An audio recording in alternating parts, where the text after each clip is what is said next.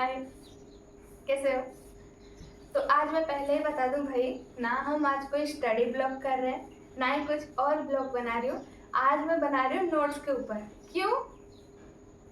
ये भैया बोले थे यार मैं अब तक नोट्स नहीं बनाया, जल्दी जल्दी बना दो वीडियो। तो अब मैं इसीलिए ही बनाई हूँ, कहीं बाद में वो मुझे ना ब्लेम कर दे कि तुम्हारे वजह से मैं नोट्स ना बनाया। तो नोट्स मैं पहले बता रही हूँ कि सारे पॉइंट्स मेरे नहीं हैं। क्योंकि मैं खुद भी स्टूडेंट हूँ, सारे मेरे दिमाग में नहीं आते हैं, तो मैं किसी और को भी फॉलो करती हूँ, तो मैं सारे टिप्स बता रही हूँ, ठीक है। तो हमेशा क्या करना है ना, मैं लाइव क्लास वाला बता दूँ पहले कि लाइव क्लास में मैं डायरेक्ट लाइव क्लास के साथ ही मैं बनाती हूँ अपना नोट्स या नहीं। तो मोस्ट ऑफ द टाइम मैं क्लास के टाइम में ही बनाती हूँ नोट्स, चाहे मुझे पॉज कर करके लाइव खत्म हो जाए, पॉज कर करके लिखना पड़े, फिर भी मैं वही करती हूँ। बट कभी कभार अगर तबीयत खराब हुआ या कुछ जल्दी मुझे क्लास खत्म करना है, कहीं मुझे जाना है कुछ, तो मैं उस टाइम पे स्किप करती हूँ लिखना, बाद में मैं आके लिख लेती हूँ। बट मोस्टली मैं क्लास के टाइम में ही लिख लेती हूँ। अब रही बात नोट्स को अट्रैक्टिव बनाने की। मैं अपने नोट्स को अट्रैक्टिव इसीलिए देखना चाहती हूँ क्योंकि मेरा हैंडराइटिंग उतना कुछ खास नहीं है। कुछ दिन बाद मुझे मेरे खुद के नोट्स से ही हो जाता है, मेरे को नहीं पसंद आता खुद का। तो इसीलिए मैं उसको अट्रैक्टिव बनाने का कोशिश करती हूँ, ताकि जो मैं फर्स्ट मंथ में पढ़ी हूँ 12th का, वो लास्ट मंथ में भी मेरे को पढ़ने का मन करे। क्योंकि नॉर्मल ब्लू और ब्लैक पेन देख के मेरे को नहीं करता है मन, ऊपर से मैं जो कचरा हैंडराइटिंग लिखती हूँ। तो इसीलिए मैं उसको अट्रैक्टिव बनाने के लिए कलरफुल पेन्स, हाइलाइटर का यूज़ करती हूँ।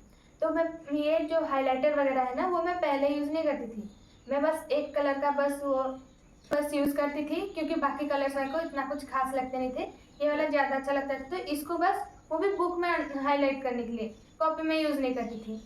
तो अब जाके ये मैं PW में ये पूरा सेट खरीदी थी, तो ये मेरे पास अभी है। तो इसीलिए ना मैं इसको ज़्यादा यूज़ भी नहीं करती थी, बस डिफरेंट डिफरेंट कलर के पेन्स, जैसे मैं कुछ लिख रही हूँ उसका मेन हेडिंग जो है उसको मैं कुछ बोल्ड सा अच्छे से कुछ लिखूंगी, पूरा मोटा मोटा करके कुछ पेन, कलर पेन से। फिर उसके सब हेडिंग जो है उसको मैं कुछ अलग पेन से लिखूंगी। फिर उसका बॉडी पार्ट को नॉर्मल ब्लू पेन से, या फिर आप कुछ भी और कलर से भी लिख सकते हो। तो वैसे मैं लिखा करती थी। और अपना जो डायग्राम भी है वो मैं पहले कलरफुल, मतलब red pen, black pen, blue pen use करती थी, बट हमारे मैम जो है वो बोले कि तुम्हें नॉर्मल पेंसिल यूज़ करके ही करना चाहिए, क्योंकि हमारे बोर्ड में ऐसे अलाउ नहीं है कलरफुल पेन्स यूज़ करने का। तो इसलिए मैं उसके बाद से नॉर्मल पेंसिल से ही यूज़ करती हूँ, क्योंकि यार ड्राइंग करती हूँ तो थोड़ा तो कारीगरी दिखाऊंगी ना। बट फिर भी मैं उसके बाद से बस पेंसिल ही यूज़ करती हूँ। तो वैसे जैसे मैं बताई कि हेडिंग मान लो कि हमारा है पार्ट्स ऑफ फ्लावर, मैं उसको पिंक कलर से लिखती। फिर क्या है हमारे सब हेडिंग क्या है, सारे फ्लावर के पार्ट्स, जैसे एंथर, फिलामेंट, वो सब मैं कुछ और कलर से लिखती। फिर उसका बॉडी पार्ट यानी कि वो क्या होता है, उसका डिस्क्रिप्शन, वो मैं नॉर्मल ब्लू पेन से लिखती थी, वैसे करती थी। और मैं वो हेडिंग जो है ये पिंक और इस टाइप के जो ग्लिटर पेन आते हैं ना, मैं इसको यूज़ करके करती थी। ये तो हो गया हमारा बायोलॉजी टाइप का। मैं फिर आ गया, मान लो कि लक्ष्मी, मान लो हमारे पास फिजिक्स, मैथ है, केमिस्ट्री है, वहाँ पे हमारा क्या है ना, बहुत ही ज़्यादा फॉर्मूले आते हैं।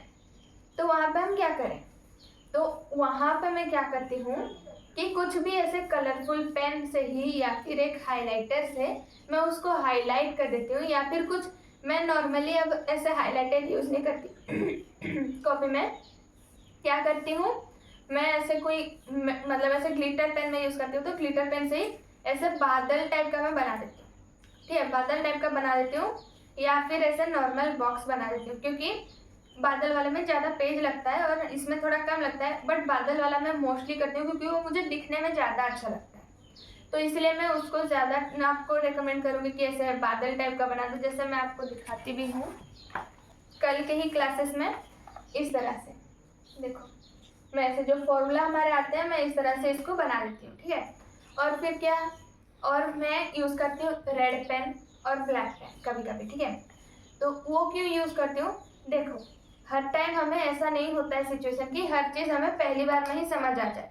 और हाँ, मानते हैं कि टीचर लोग हिंदी में पढ़ाते हैं तो हमें समझ आ जाता है, बट जब हम नोट्स में क्या करते हैं, मोस्टली इंग्लिश में ही सारे नोट्स लिख देते हैं। हिंदी वाले जो टीचर जो बोल रहे हैं वो तो हम सुनते हैं, बस लिखते तो नहीं है। तो इसीलिए क्या होता है ना, बाद में हम जब भूल जाते हैं तो हम लोग को दोबारा से वो क्लास देखना पड़ता है। तो इसलिए मैं वो सब ना करना पड़े, लास्ट टाइम में मुझे दिक्कत ना हो, इसलिए मैं क्या करती हूँ, जैसे मोस्टली तो सारे ऐसे देखने से एक बार सर समझाने से क्लिक कर जाता है तो हो जाता है, हमेशा के लिए याद रह जाता है। बट कभी कभी कुछ जो थोड़ा टफ होता है तो उसमें मैं क्या करती हूँ कि मेरे को लगता है जैसे नहीं यार ये मैं भूल जाऊंगी, ये मेरे को याद नहीं रहेगा, तो मैं क्या करती हूँ, सर जो या मैम जो हिंदी वाला पार्ट बोल रहे हैं ना, उसको मैं साइड में छोटा छोटा करके रेड पेन या ब्लैक पेन से लिख दिया करती हूँ, ठीक है, ताकि अगर मैं उसको पढ़ रही हूँ और बाद में मुझे समझ ना आए तो मैं हिंदी वाला पार्ट देख सकती हूँ। और फिर कैसे हाईलाइट करें इम्पोर्टेंट थिंग को, जैसे टीचर बोल देते कि नहीं ये वाला 5 मार्क्स का आएगा ही आएगा, ये बहुत ही ज़्यादा इम्पोर्टेंट है, तो मैं उसमें क्या करती हूँ, उसको 5 स्टार ऐसे या फिर VIQ वेरी इंपॉर्टेंट क्वेश्चन वैसे लिख देती हूँ, या फिर 5 ठो तारा बना दूंगी साइड में वैसे बना देती हूँ। या फिर अगर वो थोड़ा इम्पोर्टेंट तो है बट कम इम्पोर्टेंट है तो उसको नॉर्मल 1-2 तारा बना दूंगी, स्टार बना दूंगी, वैसे भी कर देती हूँ मैं। तो उस तरह से भी मेरा ये होता है, तो मेरा प्रेजेंटेशन उस तरह से अच्छा रहता है, तो मेरे स्कूल के टीचर्स को भी ये सब अच्छा लगता है। तो इस तरह से मैं बनाती हूँ नोट्स, और इस तरह से आपको अगर ये सब अच्छा लगे तो आप भी ऐसे ही बनाया करो, क्योंकि ये बहुत इंपॉर्टेंट हो जाता है। नहीं तो बाद में अगर आपका भी मेरी तरह हैंडराइटिंग खराब हुआ ना, तो बाद में आपको भी मन नहीं करेगा उससे पढ़ने का, उससे पढ़ोगे नहीं तो फिर लास्ट टाइम में क्या यूट्यूब पे जाओगे, तो उस तरह से भी होता है। तो अगर हमारे पास प्रॉपर नोट्स होंगे तो हम वहाँ पे खुद से पढ़ सकते हैं, किसी लेक्चर का देखने का ज़रूरत नहीं पड़ेगा।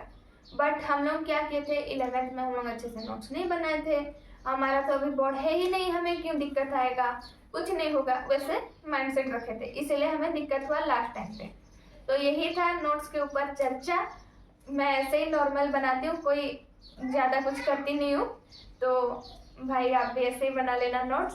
तो मिलते हैं अगली वीडियो में, तब तक के लिए goodbye and take care and don't forget to subscribe.